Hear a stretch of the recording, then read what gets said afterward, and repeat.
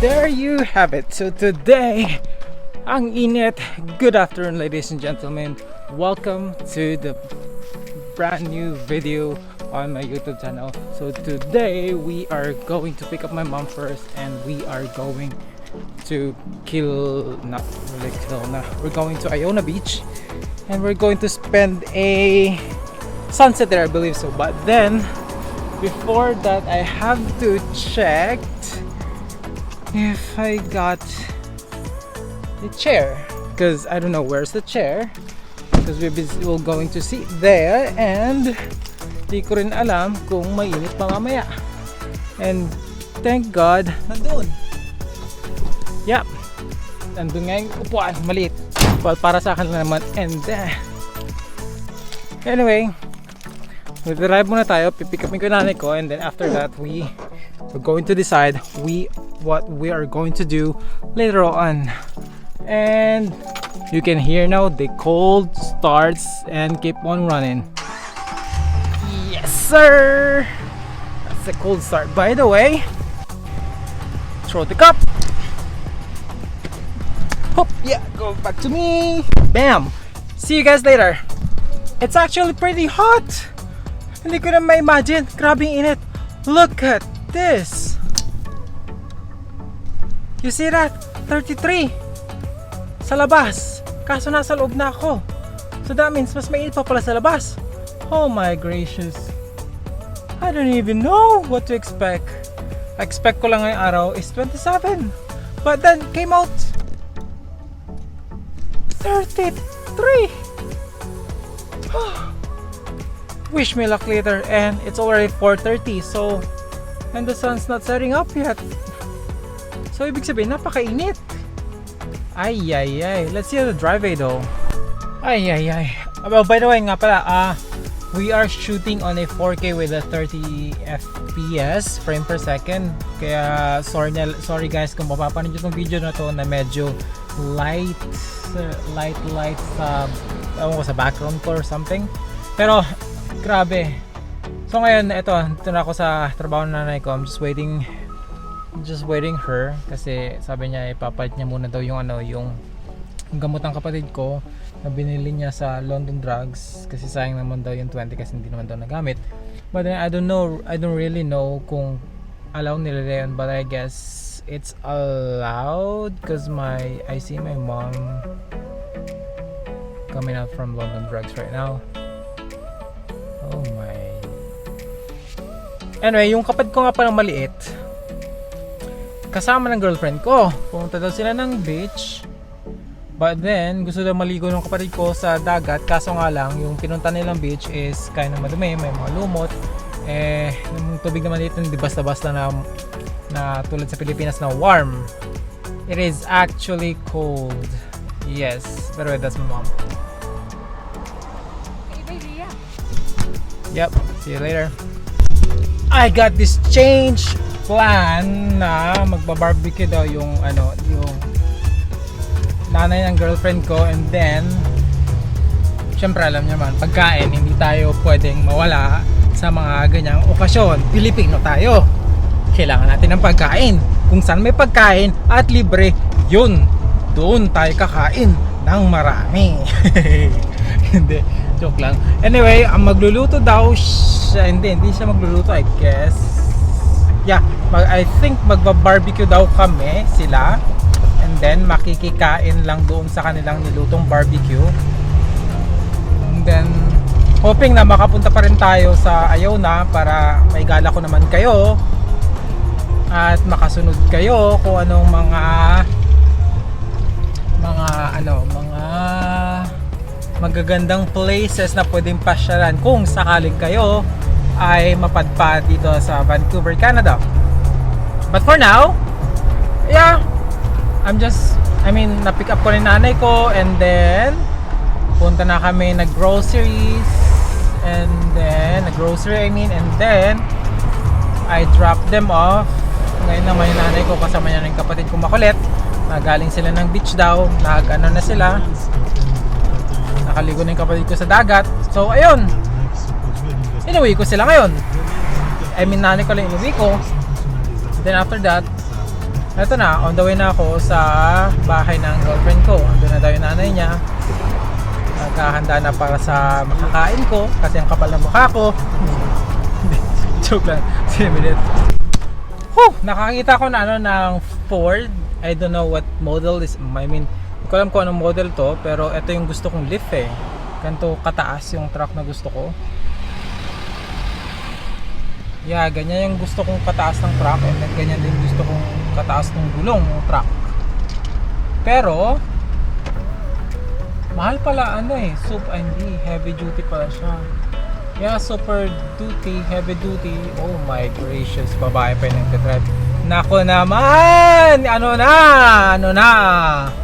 Grabe, naka 350 siya, Ford 350. Yun yung gusto kong hindi naman ayoko naman ganun kalakas na makina, pero why not, right? Kung mabibigay sa atin yun, next approval natin sa sasakyan, I mean sa truck, kung mabibigyan tayo ng 350 or 3,500, 3,500 na RAM, why not? Pero as of now, yes, kontento naman ako dito sa truck ko, Warlock 1500, which is V8, Hemi engine, 5.7 liters, which is pretty good actually, but the thing is it's not good on pocket, and also it's not good on gas because it is a gas thirsty truck. Lagi siyang uhaw sa gasolina, kaya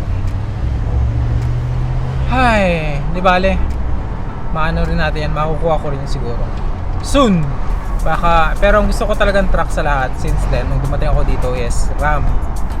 Pinangarap ko na siya since then, either makakuha ako ng Mustang, Shelby, or GT, and then second option ko to Ram truck.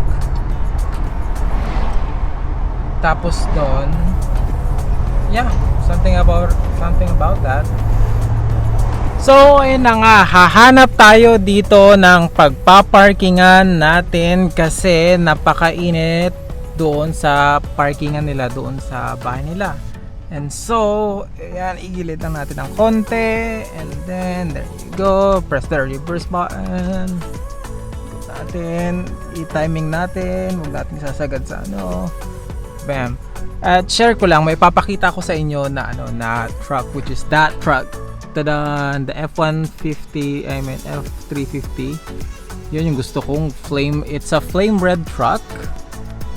It is a flame red truck na yun yung unang ino-offer actually sa akin, kaso nga lang hindi ko makaya yung payment because the payment is too high and I can't really afford it yet sa ngayon kasi bago pa lang naman tayo sa truck industry, and then nag-aaral tayo, so I can't really afford that much na magbayad sa cost ng truck, cost ng insurance, at saka maintenance niya.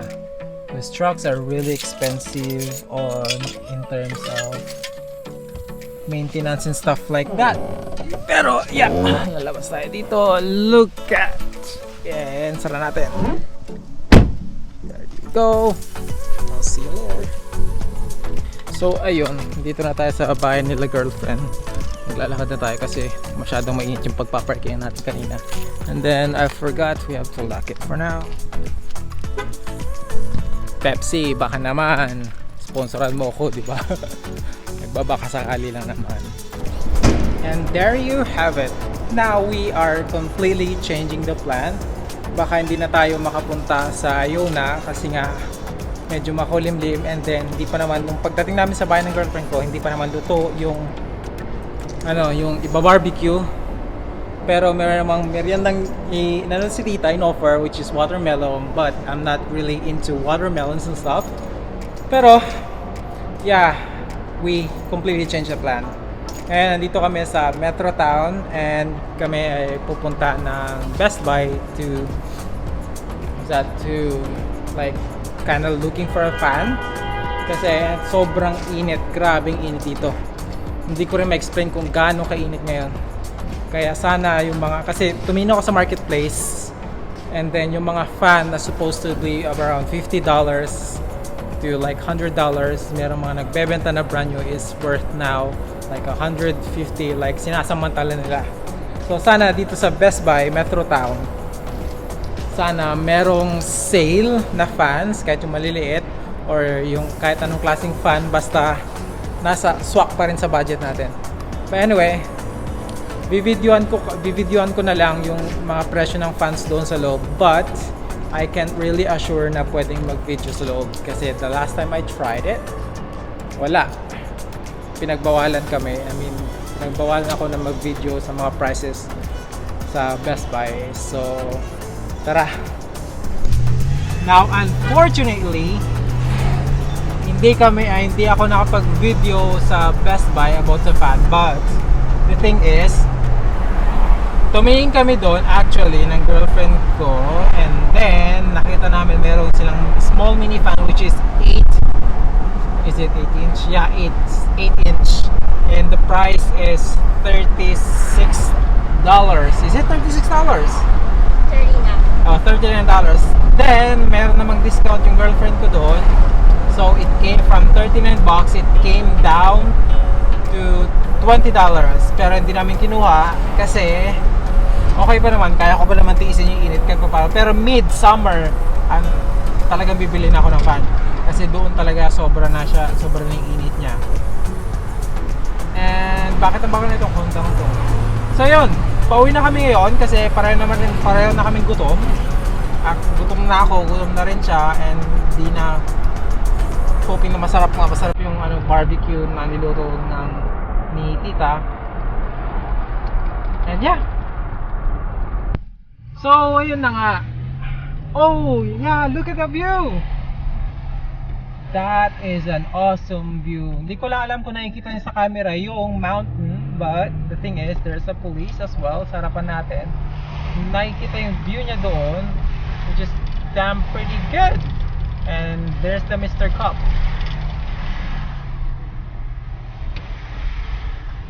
Look at that wide view, and also the sun. The sun is setting out by 9 p.m. po siya magsa-set down.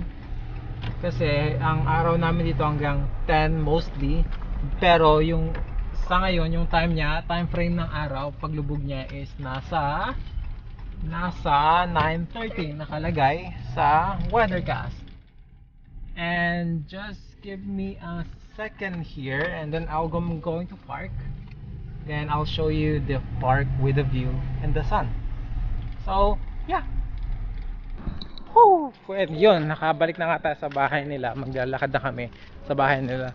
But hey guys, take a look. See that view, that mountain, sun, the sky as well. There's a park there.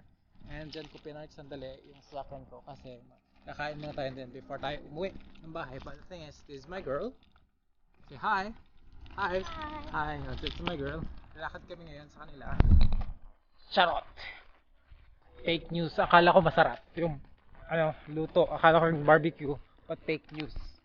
Hindi pala siya barbecue. Ano lang siya, in-steam lang yung meat. They cook it as a rare, medium rare. And unfortunately, it was yummy.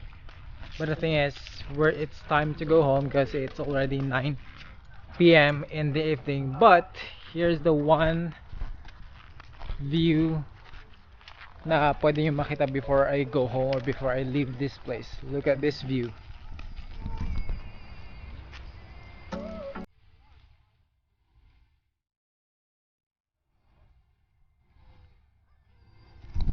But you know what's the most amazing view so far na nakita ko?